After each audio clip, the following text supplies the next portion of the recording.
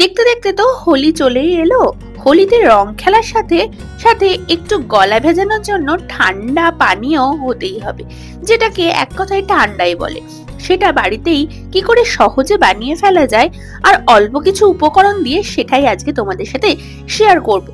দেরি না করে তাহলে চলো শুরু করে দিই আজকের ভিডিও। প্রথমেই তো বেশ কিছু উপকরণ লাগবে, সেগুলো তো তোমরা দেখতেই পাচ্ছ। তার নাম সেগুলো নয় পরেই বলবো। আর একটা সিক্রেট উপকরণ কিন্তু লাগবে, সেটা কিন্তু ভিডিওর শেষে থাকবে, তার নাম। তাই জন্য পুরো ভিডিওটা কিন্তু দেখতে হবে। আমি প্রথমেই নিয়ে নিয়েছি 1 কেজি টক দই।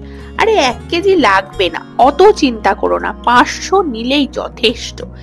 এরপরে ওই 500 টক দইয়ের জন্য আমি এখানে 750 ml ঠান্ডা জল নিয়ে নিয়েছি।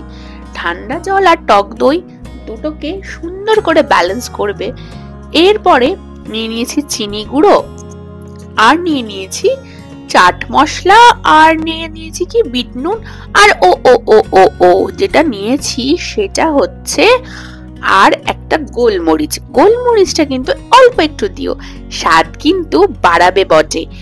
আর কি বলতো, এরপরে নিয়ে নেব ড্রাই ফ্রুট বাটা। ড্রাই ফ্রুটের মধ্যে কি কি আছে সেটা তো বলবো, তার আগে কিন্তু ভালো করে মিক্সড করতে হবে। যা যা যা যা কলাটা ছোট ছোট করে কেটে প্রথমেই দিয়ে দেব। তাতে কিন্তু দরকার পড়লে একটু চটকেও দিতে পারো, যদি চটকে পছন্দ না হয় একটু ছোট ছোট করে পিস করে দিও, মুখে পড়লে মন্দ লাগবে না। এখানে কিন্তু কাঁঠালি কলাই নিয়েছি, সিঙ্গাপুরি নিও না, কিন্তু অনেক সময় অ্যাসিডিটি হয়, বলে দিলাম।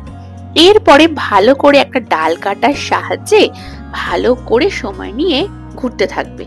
দইয়ের দানাগুলো যখন ছোট ছোট পরিণত হবে, তখন দিয়ে দেবে কি বলতো, আঙুর, বেদানা, আপেল যে ছোট ছোট করে টুকরো করে কেটে রেখেছিলে সেগুলো। আর ড্রাই ফ্রুটের মধ্যে কি কি নিয়েছিলাম সেটা হচ্ছে কাজু বাদাম, আমন্ড আর কিশমিশ জলে 15 মিনিট ভিজিয়ে বেটে রেখেছিলাম। এরপর সমস্তটাই ভালো করে নাড়াচাড়া করে নিয়ে ওপর থেকে পুদিনা পাতা আর বরফ দিয়ে দেবে। যেটা সিক্রেট ইনগ্রেডিয়েন্টস বলেছিলাম সেটা হচ্ছে মৌরি বাটা। মৌরি বাটা কিন্তু দিও, এদের টেস্টটা কিন্তু চেঞ্জ হয়ে যায়। আর পুদিনা পাতাটা আমি কি করেছিলাম জানো, মাথাতেই ছিল না যে পুদিনা পাতা দেব, গাছে হঠাৎ করে মনে পড়লো আছে, আর তখনই পেরে নিয়ে চলে এলাম। ও মা, দিব্যি কিন্তু এতে কিন্তু স্বাদটা বরং অনেক গুণে বেড়ে গেছিল। তোমরা একবার এইভাবে হোলিতে বানিয়ে দেখেও এই ঠান্ডাটা, বিশ্বাস করো প্রত্যেকবার এইভাবেই কিন্তু এই ঠান্ডাটাই বানাবে। তাহলে কেমন লাগলো তোমাদের এই রেসিপিটা আমাকে কিন্তু জানাতে ভুলো না, আর হোলিতে কেমন করে বানালে সেটাও জানিও। থ্যাংক ইউ, সবাই খুব সুন্দর হোলি খেলো।